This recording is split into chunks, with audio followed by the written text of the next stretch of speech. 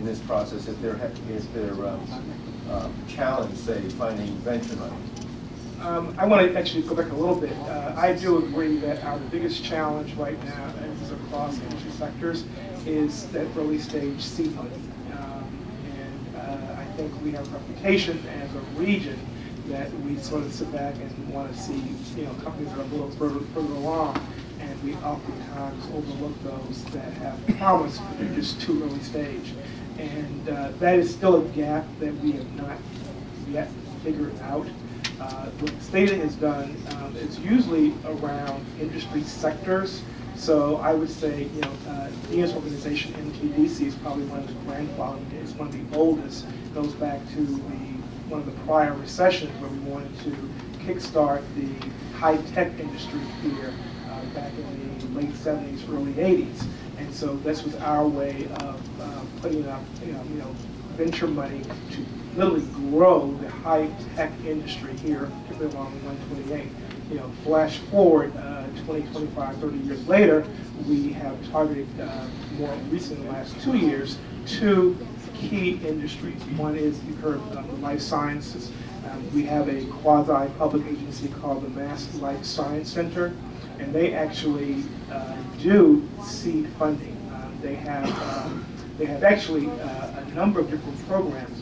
One of particular interest is a small business matching grant.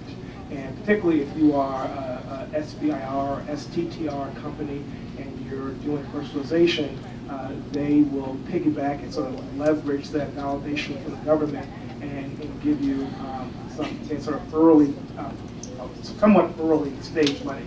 They also do direct investments, and they have been able to go out to some of the larger pharmaceutical companies like Johnson & Johnson and raise a pool of money, and the large companies are using them as a validator, and they make those connections in those smaller startup companies or early companies with the larger pharmaceuticals.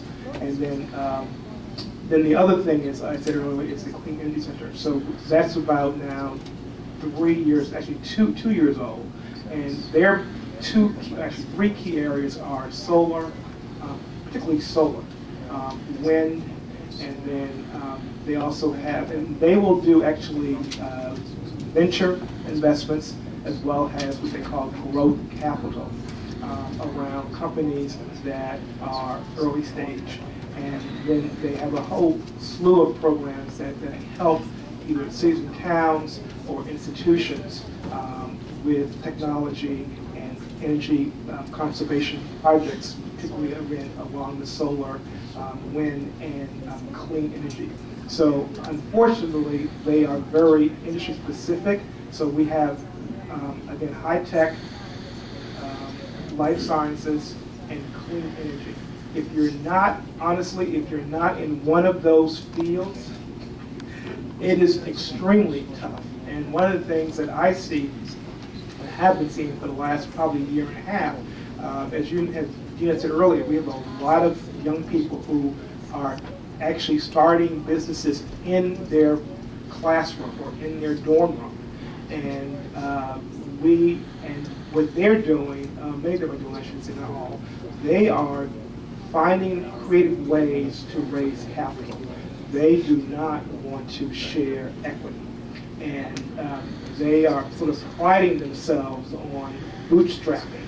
So I think that is one of the real true innovations that's coming up, is finding ways that you can get capital. Mass Challenge, I was an early supporter of theirs.